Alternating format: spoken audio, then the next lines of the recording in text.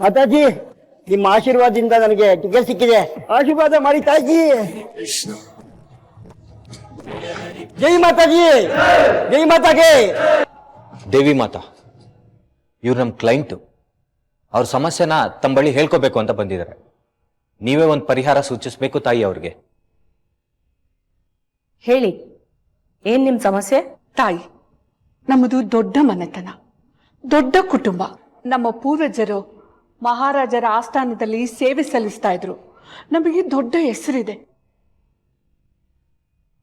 ನಮ್ಮ ಸೊಸೆಗೆ 2 ಹೆಣ್ಮಕ್ಳೆ, ಗಂಡು ಮಗು ಆಗ್ಲೇ ಇಲ್ಲ. ಅದು ಅಲ್ಲದೆ 2ನೇ ಮಗು ಹೆರಿಗೆ ಹೊತ್ತಲ್ಲಿ ತೊಂದರೆ ಆಗಿ ಗರ್ಭಕೋಶನೇ ತೆಗೆದ್ಬಿಟ್ರು. ಮತ್ತೆ ಮಕ್ಕಳೇ ಆಗೋದಿಲ್ಲ ಅಂತ ಹೇಳಿದ್ದಾರೆ. ಈಗ ಏನ್ ಮಾಡ್ಬೇಕು ಅಂತ ಗೊತ್ತಾಗ್ತಿಲ್ಲ. ಅದೇನು ಹೊಸ ಪ್ರಯೋಗ ಬಂದಿದೆಯಂತೆ, ಬಾಡಿಗೆ ತಾಯಿ. ಅದೆಲ್ಲ ನಮ್ಗಿಷ್ಟ ಆಗೋದಿಲ್ಲ ತಾಯಿ. ತಾವೇ ಏನಾದ್ರೂ ಪರಿಹಾರ ಕೊಡ್ಬೇಕು. ನಿಮ್ಮನ್ನೇ ನಂಬಿ ಬಂದಿದ್ದೀನಿ. ನಿಮ್ಮ ರಾಜ ಸಂಬಂಧದ ಯೋಗ ಎದ್ದು ಕಾಣಿಸ್ತಿದೆ. ರಾಜ ಮಹಾರಾಜರ ತರ ನಿಮ್ ಮಗನ್ ಭವಿಷ್ಯದಲ್ಲೂ 2ನೇ ಮದ್ವೆ ಎದ್ದು ಕಾಣಿಸ್ತಿದೆ. ನಿಮ್ ಮಗನ್ಗೆ 2ನೇ ಮದ್ವೆ ಮಾಡಿ ಒಳ್ಳೇದಾಗುತ್ತೆ. ನಿಮ್ ಮನೆಗೆ ವಂಶೋದ್ಧಾರಕ ಬರ್ತಾನೆ. ತಥಾಸ್ತು.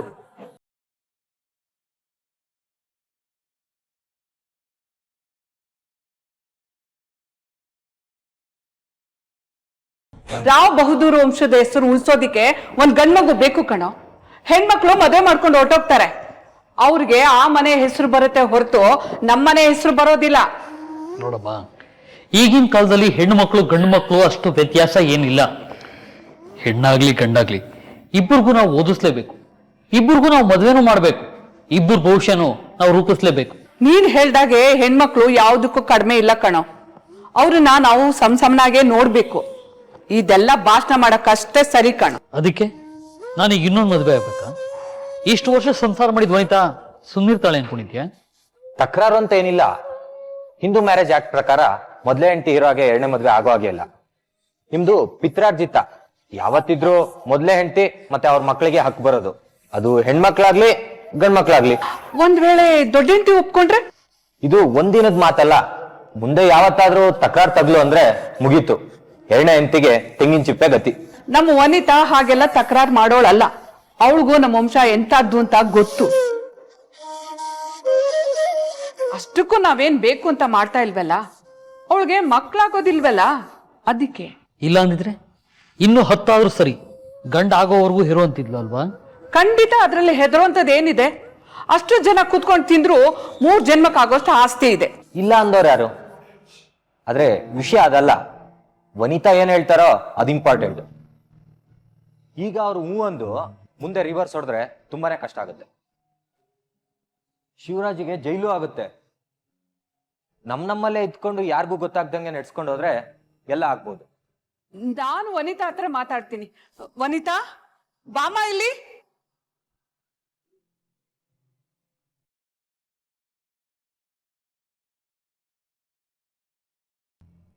ನೋಡು ವನಿತಾ, ದೇವಿ ಮಾತು ಯಾವತ್ತೂ ಸುಳ್ಳಾಗೋದಿಲ್ಲ.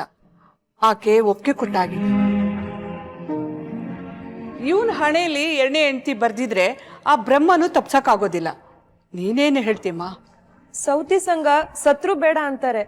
ನೀವ್ ಅದನ್ ಕೇಳಿದ್ರೆ ನಾನಲ್ಲ, ಯಾವ ಹೆಣ್ಣು ಒಪ್ಪಲ್ಲ.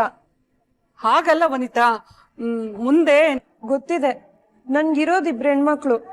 ಮುಂದೆ ನನಗ್ ಮಕ್ಳಾಗಲ್ಲ. ವಂಶ ಬೆಳೆಸೋದಿಕ್ಕೆ ನಿಮ್ಗೊಬ್ಬ ಗಂಡ್ಮಗು ಬೇಕು. ಅದಕ್ಕೆ ಇನ್ನೊಬ್ಳು ಸುಂದರಂಗಿನ ಕರ್ಕೊಂಡ್ ಬಂದು ಇವ್ರು ಕಟ್ಬೇಕು ಅನ್ಕೊಂಡಿದೀರಾ. ನಾನ್ ಎಲ್ಲಿ ನಿಮ್ ಮೇಲೆ ಪೊಲೀಸ್ ಕಂಪ್ಲೇಂಟ್ ಕೊಟ್ಟು ನಿಮ್ ಪ್ಲಾನ್ ಎಲ್ಲ ಹಾಳು ಮಾಡ್ತೀನಿ ಅಂತ ಭಯ ನಿಮ್ಗೆ? ಅಲ್ಲ, ಕಂಪ್ಲೇಂಟ್ ಅಂತ ಏನಲ್ಲ.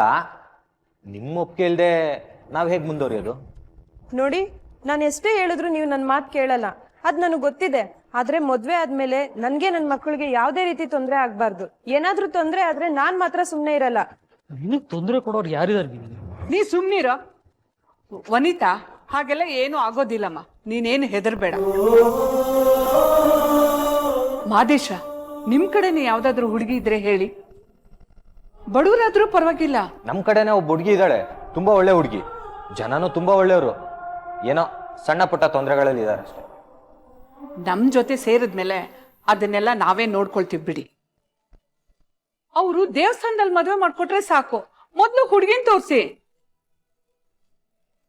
ಸರಿ, ಹಾಗಿದ್ರೆ ನಾನು ಅವ್ರಿಗೆ ಫೋನ್ ಮಾಡಿ ವಿಷಯ ತಿಳಿಸ್ತೀನಿ. ಒಂದಿನ ಹುಡುಗಿನ ನೋಡಿ ನಿಮ್ಮಿಬ್ರಿಗೂ ಒಪ್ಪಿಗೆ ಆದ್ರೆ ಮುಂದಿನ ಮಾತುಕತೆ ಮಾಡೋಣ. ಆಯ್ತು.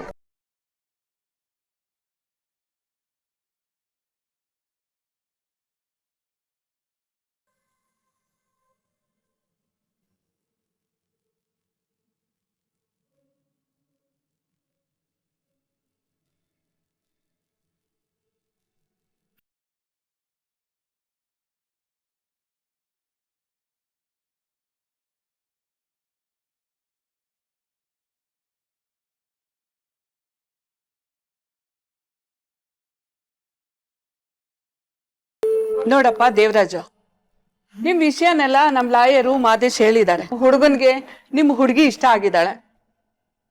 ಆದ್ರೆ ನಾವೆಲ್ಲಿ ನೀವೆಲ್ಲಿ, ನಮ್ಗಷ್ಟೆಲ್ಲ ಕೊಟ್ಟು ಮದ್ವೆ ಮಾಡೋದು ಕಷ್ಟನೇ. ನಮಗ್ ಗೊತ್ತು, ನೀವು ದೇವಸ್ಥಾನದಲ್ಲಿ ಸಿಂಪಲ್ ಆಗಿ ಮದ್ವೆ ಮಾಡ್ಕೊಡಿ ಸಾಕು. 2 ಕಡೆ ಖರ್ಚು ನಾವೇ ನೋಡ್ಕೊಳ್ತೀವಿ. ಅದ್ರ ಚಿಂತೆ ನಿಮಗ್ ಬೇಡ. ನೀವು ಹೇಗೆ ಹೇಳ್ತೀರೋ ಹಾಗೆ ಆಗ್ಲಿ.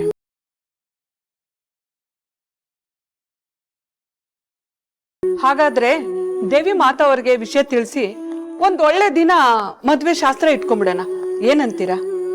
ಹಾಗೆ ಆಗ್ಲಿಮ್ಮ.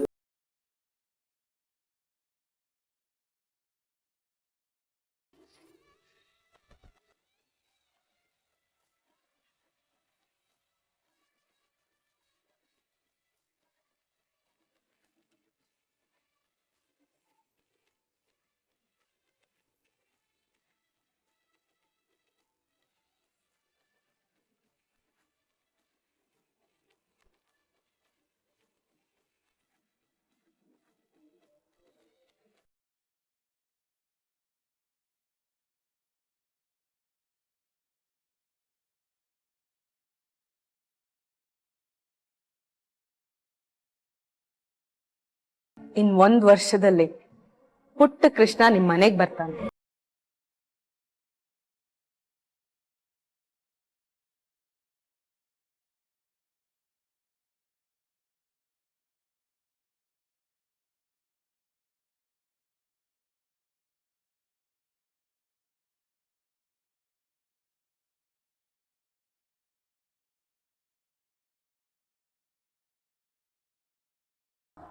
ಅನಗ ಬೇಗ ಬಾ, ಸ್ಕೂಲ್ ಟೈಮ್ ಆಯ್ತು.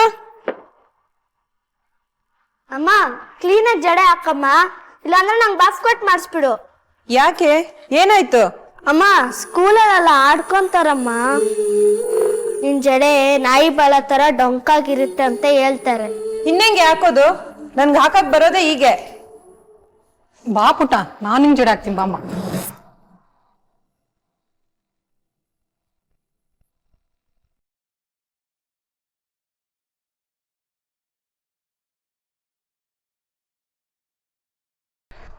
ಈಗ ಸರಿ ಆಯ್ತು ಪುಟ್ಟ, ನೋಡ್ಕೋ. ಎಷ್ಟ್ ಚೆನ್ನಾಗ್ ಆಗ್ತೀರಾ ಚಿಕ್ಕಮ್ಮ.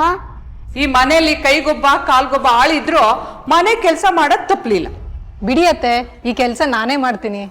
ಅಯ್ಯೋ ಬೇಡಮ್ಮ, ನೀನ್ ಯಾಕೆ ಮನೆ ಕೆಲಸ ಎಲ್ಲ ಮಾಡ್ಬೇಕು? ನೀನು ನಮ್ಮನೆ ಮಹಾಲಕ್ಷ್ಮಿ, ಆರಾಮಾಗಿರು. ವನಿತಾ ಬಾ, ಬಟ್ಟೆಗಳನ್ನ ಸರಿಯಾಗಿ ಒಣಗಾಕು, ಗಾಳಿಗೆಲ್ಲ ಬಿದ್ದೋಗ್ತಾ ಇದೆ. ಬಾ.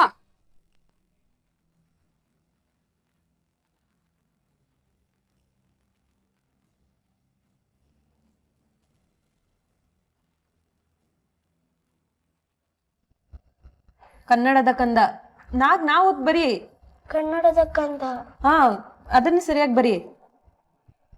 ಅಕ್ಕ, ನನಗಾಗಿ ನಾನು ಪಾಠ ಹೇಳ್ಕೊಡ್ಲಾ? ಚಿಕ್ಕ ಮಕ್ಳಿಗೆ ಪಾಠ ಹೇಳ್ಕೊಡಕ್ ನಂಗೆ ತುಂಬಾ ಇಷ್ಟ, ಪ್ಲೀಸ್. ಬೇಡಮ್ಮ, ನಾನೇ ಹೇಳ್ಕೊಡ್ತೀನಿ. ನಿನ್ಗೆ ಯಾಕೆ ಕಷ್ಟ? ನೀನ್ ಹೋಗಿ ರೂಮಲ್ಲಿ ರೆಸ್ಟ್ ತಗೋ. ಅಕ್ಕ, ಯಾಕಕ್ಕ ಹಿಂಗ್ ಮಾತಾಡ್ತೀರಾ? ನಾನು ಬಂದು 1 ವರ್ಷ ಆಗ್ತಾ ಬಂತು, ಇನ್ನೂ ಸಿಟ್ಟ ನನ್ನ ಮೇಲೆ? ನಾನು ಇಲ್ಲಿ ಬಂದಿರೋದು ನಿನಗೆ ಸರಿ ಬಂದಿಲ್ಲ ಅಂತ ನನ್ಗೆ ಗೊತ್ತು. ಆದ್ರೆ ಇದ್ರಲ್ಲಿ ನನ್ನ ತಪ್ಪೇನಿದೆ, ನೀನೇ ಹೇಳು. ನೀನೇನಮ್ಮ ಈ ಮನೆ ಮಹಾರಾಣಿ, ನಾವಿಲ್ಲಿ ಉಳಿಗ್ದವ್ರು. ನನ್ನ ಹಣೆ ಬರಾನೇ ಇಷ್ಟ ಆಗೋಯ್ತು. ಅಂಥದ್ದೇನಾಯ್ತು ಈಗ? ಇನ್ನೇನಾಗ್ಬೇಕು? ಕಣ್ಣೆದ್ರೆ ನಡೀತಾ ಇಲ್ವಾ? 1 ವರ್ಷದಿಂದ ಅವರು ನಿನ್ಸರ್ಗೆ ಇಟ್ಕೊಂಡು ಓಡಾಡ್ತಿದ್ದಾರೆ. ನನ್ ಕಡೆ ಬದುಕಿದ್ಯಾ ಸತ್ತಿದ್ಯಾ ಅಂತಾನು ವಿಚಾರಿಸ್ತಾ ಇಲ್ಲ. ಬದುಕಿದ್ದು ಸತ್ತಂಗಾಗಿದೆ ನನ್ ಕತೆ. ಇಲ್ಲ ಅಕ್ಕ, ಅವ್ರಿಗೆ ನಿಮ್ಮ ಮೇಲೆ ತುಂಬಾ ಪ್ರೀತಿ ಇದೆ. ಏನ್ ಪ್ರೀತಿ? ಈ ಭಾಗ್ಯಕ್ಕ ನಾನು ಈ ಮನೆ ಸೊಸೆ ಆಗಿ ಬಂದಿದ್ದು. ರಾವ್ ಬಹದ್ದೂರ್ ವಂಶ ಅಂತ ಹೇಳ್ಕೊಂಡು ಬಂದಿದ್ದಕ್ಕೆ ಸಾರ್ಥಕ ಆಯಿತು. ಒಂದೊಂದ್ಸಲ ಸಾಯ್ಬೇಕು ಅನ್ನೋಷ್ಟು ಬೇಜಾರಾಗುತ್ತೆ. ಮಕ್ಕಳು ಮುಖ ನೋಡ್ಕೊಂಡು ಸುಮ್ಮನಾಗ್ತೀನಿ. ನಂದು ಒಂದು ಜನ್ಮನ. ಛೇ, ಛೇ, ಏನ್ ಮಾತು ಅಂತ ಆಡ್ತೀಯ ಅಕ್ಕ? ನನಗೆ ಮಾತಾಡೋದು ಬರೋದೇ ಹೀಗೆ. ಏನು ಮಾಡೋದು? ನಡೀರೆ, ಹೋಮ್ವರ್ಕ್ ಆಮೇಲೆ ಹಂಗೆ ಮಾಡಿಸ್ತೀನಿ.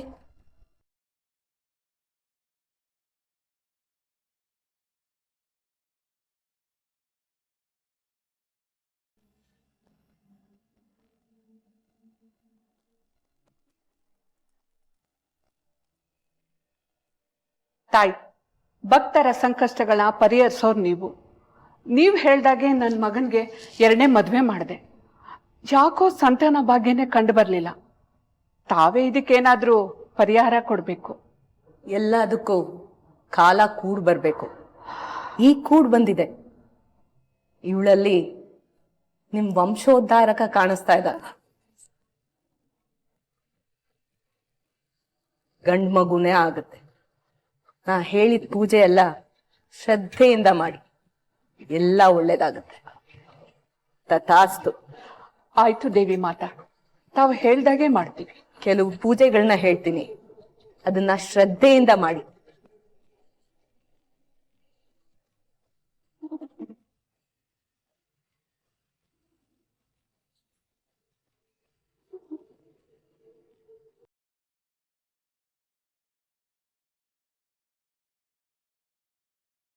ಇಷ್ಟು ಪೂಜೆಗಳನ್ನ ತಪ್ಪದೆ ಮಾಡಿ, ಎಲ್ಲ ಒಳ್ಳೇದಾಗತ್ತೆ.